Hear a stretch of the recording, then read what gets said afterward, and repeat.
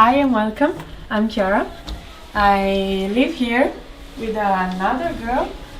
We are in a international hallway, so all the rooms here are from internationals. This room is really nice and cozy, even though it's a little bit small, but it works for us because we don't spend a lot of time here anyway. And we have the nicest view in the school because we are on the top floor, and right now it's beautiful with the snow. The room was already furnished when we came here. We didn't need to bring tables or chairs, and for us internationals we didn't even need to bring like duvets and pillows and blankets because the school has it. Of course, since it's a little bit cold, I bought this, and sometimes I use it when I'm sitting here and I'm cold. And a nice thing that you can bring is slippers, because it's cold. And yeah, we have 2 desks and a place to put your stuff, and we have a bathroom here that it's small but it's nice.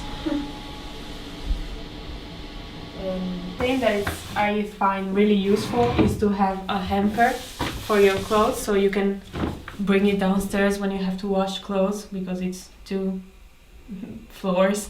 You have to go down and then down again to the downy stool, and it's really nice to have it so you don't have your clothes lying around. You can just put it in here.